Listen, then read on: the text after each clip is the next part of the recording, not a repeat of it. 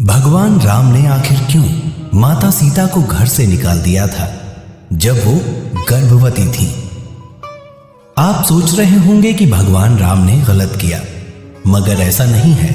आपको बता दें कि माता सीता के कर्मदंड थे, जिसकी वजह से माता सीता को गर्भावस्था में वनवास जाना पड़ा था। इसमें दोष किसी का नहीं था, बल्कि स्वयं मां सीता का था। जी हां, पद्म पुराण में लिखा है कि जब माता सीता मात्र 5 वर्ष की थी, तब वो एक दिन अपनी सहेलियों के साथ बगीचे में खेलने गई थी। वहीं एक पेड़ पर तोती बैठी थी, जो अपने तोते को राम कथा सुना रही थी। अयोध्या में राम जन्मे हैं, राम दशरथ के पुत्र हैं, राम का श्रृंगार अति सुंदर है। यहाँ जनकपुर में धनुष तोड़कर राम सीता से विवाह करेंगे। तोती को ये कहानी इसलिए मालूम थी क्योंकि तोती और तोता वाल्मीकि जी के आश्रम में रहा करते थे, जहां रोजाना वाल्मीकि जी अपने शिष्यों को राम कथा सुनाते थे। तो इस तोती ने भी राम कथा खूब सुनी थी और रट भी ली थी। उसके बाद तोती और तोता उड़ते उड़ते जनकपुर बस गए आकर। जी हां, वहीं पर तोती अपने तोते को राम कथा सुना रही थी। तभी सीता ने सुना कि ये तो मेरे बारे में बता रही है।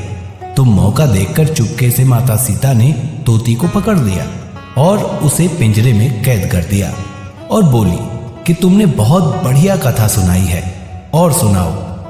तभी तोती बोली कि बहन, मैं गर्भवती हूं, मुझे कैद मत करो। माता सीता ने उससे कहा कि मैं तुम्हारे लिए सोने का पिंजरा बनवा दूंगी।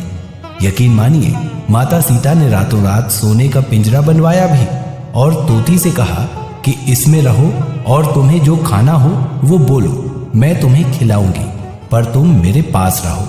तोती बोली, हे सीते, तुमने भले ही मेरे लिए सोने का पिंजरा बनवाया हो, मगर मेरे लिए तो खुली हवा ही सोने के समान है।